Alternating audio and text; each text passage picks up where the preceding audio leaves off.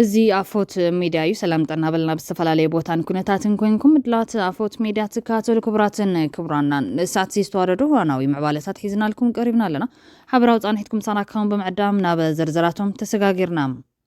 ውድብ ህዝባዊ ወያነ ሓርነት ትግራይ ህወሓት ኤምባሲ ኣሜሪካ በኢትዮጵያ ዘውፅኦ መግለጺ ኣብ መንጎ ተዋዓልቲ ኣካላት ዘሎ ኣፈላላይ ዘስፍሕ ክብል ኮኒኖም ብኻሊእ ወገን ፋኖን ላዕለዋይ በዓል ስልጣን ብልጽግና ስጉም ተወሲዱሉ ኣሎ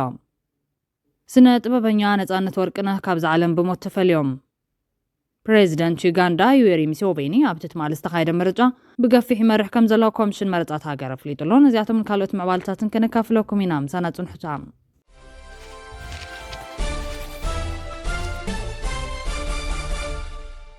ብቀዳምነት ትግራይ ዝሓልፈላ ዝተምሃረ ዜጋ ብምፍራይን ኣብ ሳይንስን ምርምርን ዘመን ዝጠልቦ ምህዞን ፈጠራን ዝውንን ዜጋ ብምፍጣርን ኢሎም ፕሬዚደንት ጀነራል ታደሰ ወረደ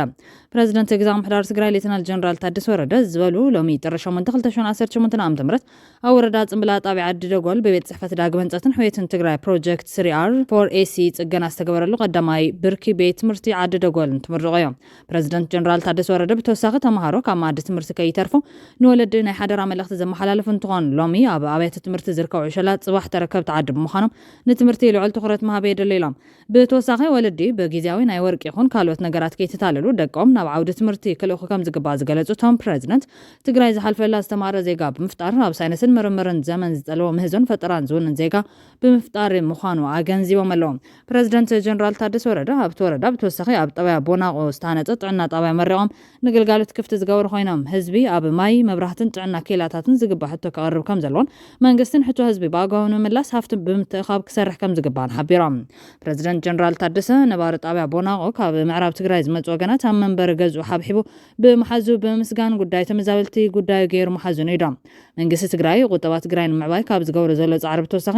ሓድነት ትግራይ ካብ ጫፍ ናብ ጫፍ ኣብ ምጥንኻርን ካብ ትግራይ ወጻእ ዘሎ ትግራዋይ እውን ኣብ ዛዕባ ትግራይ ንክዓስል ይሰርሕ ምህላው ገሊፆም እዞም ኣብ ወረዳ ጽምብላ ዝተመረቑ ትካላት ብምትሕባር ቤት ጽሕፈት ዳግመ ህንጸትን ሕውየትን ክልል ትግራይ ምስ ሚኒስትር ገንዘብን ባንክ ዓለምን ብምትሕባር ዝተሃነጹ ከም ዝኾኑ ሓላፊ ቤት ጽሕፈት ዳግመ ህንጸትን ሕውየትን ትግራይ ኢንጂነር ቴድሮስ ገሊፆም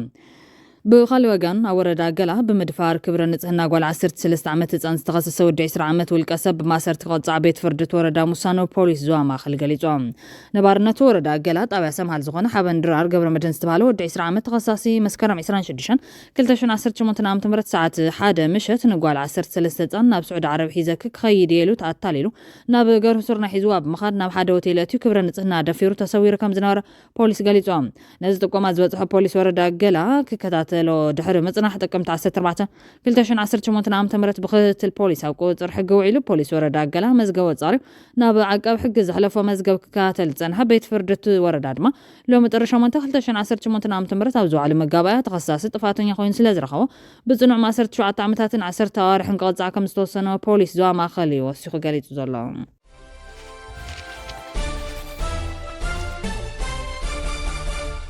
ጋሲ ስደተኛታት ኣብ ሊብያ ተረኺቦም ኣብ ሊብያ ሬሳ 21 ስደተኛታት ዝሓዘ ጋሲ ከም ዝተረኸበት ማሊ ኣብ ገጻት ማሕበራዊ ሚድያ ዝተረኸበ ሓበሬታ ኣረጋጊጾም እቶም ግዳያት ብሰንኪ ዝወረዶም ከቢድ ማህረምትን ሕማምን ህይወቶም ከም ዝሓለፈ ዝገልጽ ሓበሬታ ኣብ ሊብያ ኣብ ልዕሊ ስደተኛታት ንዝወርድ ዘሎ ግፍዕን ኢሰብኣዊ ተግባራትን ብግልጽ ዘግድ ምዃኑ ይዝንጋር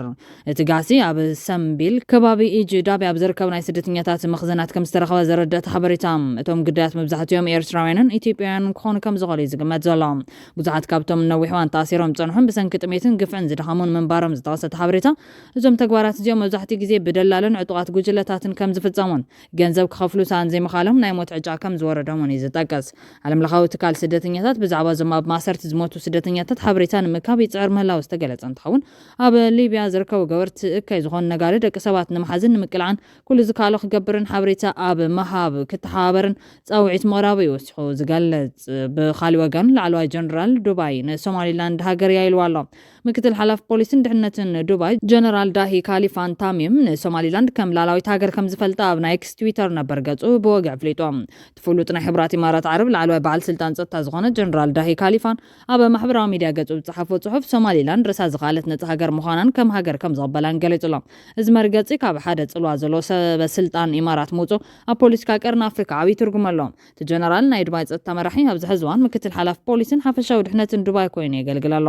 ነዊሕ ተመክሮ ተመክሮ ዘለዎ ጀነራል ካብ 1980 ክሳብ 2013 ንልዕሊ 30 ዓመታት ዋና ኣዛዚ ፖሊስ ዱባይ ብምዃን መሪሖም ዘመናውነት ንፖሊስ ዱባይ ናብ ዘመናውን ብቴክኖሎጂ ዝተራቐቐ ትካል ምቕያር ዓብይ ተራ ዝተጻወተ እዮም ብፍላይ ብ2010 መሐሙድ አልማባቡ ዝተባሃለ ሓላፊ ሓማስ ኣብ ዱባይ ምስተቐተለ ጀነራል ዳሂ ነቲ ጉዳይ ብምምርማር ሰለይቲ እስራኤል ሞሳድ ፓስፖርት ብምፍረራም ዝፈጸሞ ስራሕ ምዃኑ ብምቅላዕ ዓለምለኻዊ ዝና ረኺቦም ተወሳኺ ሓላፍነት ኣብ ቦምበር ቤት ምኽሪ ሓለፍቲ ፖሊስ ብምዃን ዝሰርሕን ኣብ ስትራቴጂ ጸጥታን ቴክኖሎጂ ዩናይትድ ዓረብ ኤምሬትስ ዓብይ ኣበርክቶ ዘለዎ ሰብ እዮም ጀነራል ዳሂ ብተደጋጋሚ ኣብ ፖለቲካዊ ጉዳያት ቅጥታው ርእይቶ ብምሃብ ይፍለጥ ሕብራት ኢማራት ዓረብ ምስ ሶማሊላንድ ብፍላይ ወደብ በርበራ ጥቡቕ ዝምድና ከም ዘለዎ ይፍለጥ እዮም እዚ ናይ ጀነራል ዳሂ ርእይቶ ሶማሊላንድ ነቲ ገብሮ ዘላ ጻዕሪ ተፈላጥነት ምርካብ ዓብይ ሞራላዊ ደገፍ እዩ ተዓዘብቲ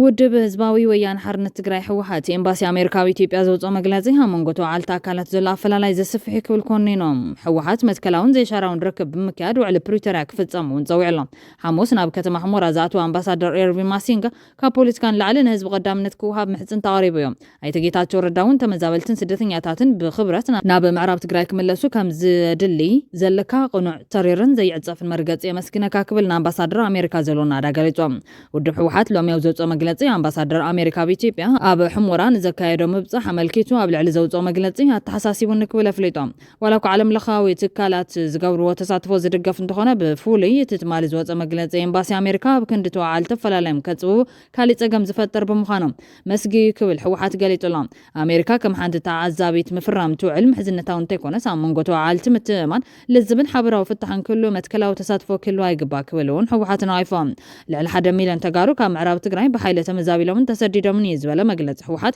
እንቅፋት ኮይኑ ዘሎ ብውሑስ መንገዲ ናብ መረበቶም ዝምለሱሉ ሃዋህው ዘይምፍጣር ኢሎም እዚ ከምዚ ኢልና ኣሎ ህዝቢ ኣቐድሙ ዝብል ቁንጹል ዘረባ ድሕነትን መሰልን ተመዛበልቲ ስለዘይሕሉን ብሓይሊ ምፍራሕን ወረራን ዘላቕ ፍታሕ ስለዘይመፅን ገዛኢ ዛዕባ ውዕሊ ፕሪቶሪያ ዝኾነ ተፈጻምነት ሕገ መንግስታዊ ስርዓት ክትግበር ኣለዎ ክብል ገንዚቦም ዘላቒ ሰላምን ፍትሕን ኣይነጻጸሉን ኢለ ይኣምን ዝበለ መግለፂ ህወሓት ተሓታትነት ምኽባር መሰላትን ተገዛኢነት ሕገ መንግስታዊ ዓንድታትን መሰረት ዘላቕ ሰላም እዮም ስለዝኾነ ዝኾነ ኣካል እንኮል ናይ ዓለማዊ መሻርክቲ ዝወፁ መግለጽታትን ምትእማንን ዘጎልብቱን ኣራማይ ተሳትፎን ኣብ ዝጠልበሉ እዋን ኣለና ክብል ገሊፆም ዋላ እኳ ከም ዝኣመሰለ ስክፍታ እንተሃለወና ኣብ መንጎ ተዋዓልቲ ብፖለቲካዊ ዘተ ክህሉን ንምሉእ ተግባራዊ ውዕሊ ፕሪቶሪያ ንጹር መፈጸምቲ ክህሉን ተበግሶና ንገሊጹ ኢሎም ብወገን መሻርክቲ እውን ዘይሻራውን መትከላውን መርገፂ ሒዞም ዘላቒ ፍታሕ ምንዳይ ተዋዓልታ ምትእማንን ግቦም ክፍጽሙ ድልዋት ኢና ክብል ሓቢሮም ኣብቲ ን2 ዓመት ዝቐጸለ ደማዊ ኩናት ትግራይ ብኣማይ ተሸሓት ዝቑፀሩ ተጋሩ ተመዛበልቲ ካብቲ ዞባ ናብ ማእኸል እቲ ክልልን ሱዳንን ከም ዝሃደሙ ይፍለጥ እዮም ኣብ ዞባ ንዛ መቐለ ዝርከብዎም ቦታታት ኣብ ማስከራት ተመዛበልቲ ተዓቂቦም ናብ መረበቶም ዝምለሱሉ ዕድል ክረኽቡ ይጽበዩሎም እቶም ንዝሓለፉ 5 ዓመታት ኣብ መዕቆቢ ተመዛበልቲ ኣብ ዝተቐደደ ኬንዳ ኣደዳ ፀሓይን ቁርን ኮይኖም ዝርከቡ ተመዛበልቲ ብመሰረት ነቲ ኩናት ደው ዘበለ ስምምዕ ሰላም ፕሪቶሪያ ውሕስነት ተዋሂብዎም ናብ ቦታኦም ክምለሱ እዮም ዝጠልቡ ናይ ኢትዮጵያ ውሽጣዊ ግጭታት ነባሪ ፍታሕ ተግባራዊ ብምግባር ናይ ውሽጢ ተመዛበልቲ ናብ መረበቶም ብምምላስ ንህዝቢ ቀዳምነት ምሃብ ግዜ ክብል እቲ ኣሜሪካ ኣምባሳደር ፀዊዕሎም ግዳያት ግጭት ዝኾኑ ቆልዑ ናብ ቤት ትምህርቲ ክምለሱ መረጋጋፅን ኣገልግሎት ጥዕና ከም ዝረኽቡ ምግባርን ወሳኒ ምዃኑ እንጠቂሶም ብሽም ዕጥቃዊ ቃልሲ ዝግበር ሕጊ ኣልቦነት ክቋረፅ ከም ዝበለ እውን እቲ ብኤምባሲ ኣሜሪካ ኣብ ኣዲስ ኣበባ ዝወፅእ ሓበሬታ ይጠቅስ ተመዛበልቲ ናብ ቦቶም ናይ ምላስ መስርሕ ብኢትዮጵያ ዝምራሕ ክኸውን ሃገሩ ከም ትድግፍ ድማ እቲ ኣምባሳደር ኣፍሊጦም ተመዛበልቲ ብውሕስነትን ክብረትን ንምምላስ ብውልቂ ዝውስንሉ ብኢትዮጵያ ዝምራሕን ብሕቡራት ሃገራት ዝድገፍን መስርሕ ኣሜሪካ ትድግፎ እዮም ኩሎም ወገናት ልዕሊ ፖለቲካ ንህዝቢ ብምቕዳም ህዝቢ ፖለቲካዊ መጻጽኡ ኣብ ዝጥዕምዋን ክውስን ክገድፍዎ ንምሕፀን ድማ ኢሎም ክልል ኣምሓራ ማእኸሉ ሕሞራ ዝኾነ ዞባ ምዕራብ ትግራይን ኣብ ካልኦት ዞባታት ዘለዉ ገለ ከባቢታትን ፈለማ ክልላት እታ ሃገር ኣብ ዝቐመሉ ብሓይሊ ዝተወሰደ ብምባል ናይ ይግበአን ሕቶ ይቐርብ ኣብቲ ሓይልታት ጸጥታን ዕጡቓት ፋኖን ናይቲ ክልል ከምኡውን ሓይልታት ኤርትራ ዝተሳተፍሉ ኣንጻር ሓይልታት ትግራይ ዝተኻየደ ኩናት ድማ ብሓይሊ ነቲ መሬት ብምቁፅጻር ንልዕሊ 5 ዓመታት ሰመዝ ክልል ኣምሓራ የመሓድርዎ ኣለዎም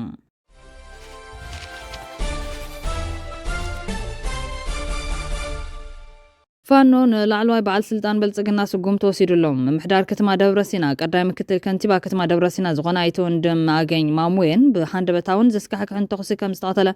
ምምሕዳርታ ከተማ ኣፍሊጦም ምክትል ከንቲባ ምምሕዳር ከተማ ደብረሲና ብዘውፅኦ መግለጺ ህዝቡ ንምግልጋልን ድሞ ተስፋታ ከተማ ንመረጋጋፅን ከይተሓለለ እናሰርሐ ብኸም ዝበለ ዘስካሕክሕን ዘይተጸብናይን መንገዲ ብጥይት ምቕታሉ ንኹሎም ነበርቲ ከተማና ይኹን ንመላ ህዝቢ ኢትዮጵያ ዓብዪ ሓዘኒ ኢሎም ምምሕዳር ከተማ ደብረሲና ብዘውፅኦ መግለጺ ኣብ ልዕሊ ሓደ መራሒ ብጭካነ ምቕታል ዓብዪ ሃገራዊ ሃገራዊ ክሳራዩ እኩያት ስጎም እንተወሰዱውን ነቲ ንህዝቦም ዘርኣይዎ ቅንዕናን ዝሰርሕዎ ሰናይ ስራሕን ካብ ገጻት ታሪክ ክድምስስዋ ይኽእሉን እዮም ኢሎም። በኻሊ ዜና ስነ ጥበበኛ ነጻነት ወርቅነህ ካብዚ ዓለም ብሞት ተፈልዮም። አርቲስት ነጻነት ወርቅነህ ብሰንኪ ሕማም ብሓንደበት ካብዚ ዓለም ብሞት ከም ዝተፈለየ ኢቢኤስ ቴሌቪዥን ሓቢሮም። ስነ ጥበበኛ ነጻነት ኣብ ምቕራብ መደብ ቴሌቪዥን ተዋስኦ ከምኡውን ካልኦት ስነ ጥበበኛ ስራሕቲ ይፍለጥ። ኣብ ቴሌቪዥን ኢቢኤስ ዝፍኖ የቤተሰብ ጨወታ ዝብል ብቋንቋ ኣምሓርኛ ዝቐርብ መደብ ኣዳላውን መቕረብን ኮይኑ ድማ ነዊሕ ዓመታት ከገልግል ጸኒሖም። ስነ ጥበበኛ ነጻነት ወርቅነህ ብስራሕቲ ፊልምን ቲያትርን ኣዝዩ ተፈታዊ ነይሩ። ሲቲ ቦይስ፣ ሳል ነገራት፣ ያንቹ ሌባ ቁጥር 2፣ ኤፍቢአይ፣ ሚስተር ኤክስ፣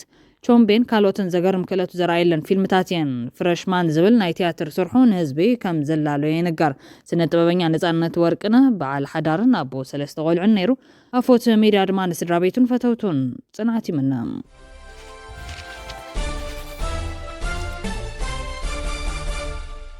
ፕሬዚደንት ዩጋንዳ ዩዌሪ ሙሴቬኒ ኣብቲ ትማሊ ዝተኻየደ ምርጫ ብገፊሕ ይመርሕ ከም ዘለዎ ኮሚሽን መረፃት ሃገር ኣፍሊጦም። ብመሰረት ትማሊ ዝወፀ ከፊላ ውፅኢት ወዲ 81 ዓመት ሙሴቬኒ 76 ሚታዊ ክረክብ እንከሎ ቀንዲ ተቐናቓኒኡ ቦቢ ዋይን 20 ሚታዊ ረኺቡሎም። ካብ 1986 ነትሒዙ ነቲ ሃገር ክመርሓ ዝፀንሐ ሙሴቬኒ ንመበል 7ይ እብረ ስልጣን እዩ ተወዳዲሩ ዘሎ። ኣብ ካምባላ ዝርከብ መንበሪ ገዛ ናይቲ ህቡብ ሙዚቀኛ ዝኾነ ወዲ 43 ዓመት ዋይን ብሓይልታት ፀጥታ ተኸቢቡ ንሱን በዓልቲ ቤቱን ናይ ገዛ ሕዩራት ኮይኖም ከም ዘለዉ እቲ ንሱ ዝመርሖ ተቃውሞ ሰልፊ ገሊፆም። ኣባላት ፀጥታ ካብ ሕጊ ወፃኢ ሓፁር ብምዝላል ኣብ ቀፅሪ ገዝኡ ቴንዳ ክተኽሉ ጀሚሮም ኣለው ክብል እቲ መድረኽ ሃገራዊ ሓድነት ዝተባሃለ ሰልፊ ከሲሶም። ኣፈኛ ፖሊስ መንግስታዊ ንመደበር ቴሌቪዥን ኤምቢሲ ኣብ ዝሃቦ ምላሽ ግን ዋይን ፕሬዚደንታዊ ተወዳዳሪ ስለዝኾነ ኣገዳሲ ሰብ ብማል እቲ ስጉምቲ ነፀጥታዊ ድሕንነት ተባሂሉ ዝተወሰደ ምዃኑ ኣብርሆም። ኣብ 2021 ኣብ ዝተኻየደ ምርጫ እቲ 35 ሚታዊ ድምፂ ዝረኸበ ዋይን ብሓይልታት ፀጥታ ተኸቢቡ ንመዓልታት ኣብ ገዝኡ ክፀንሕ ተገዲዱ ምንባሩ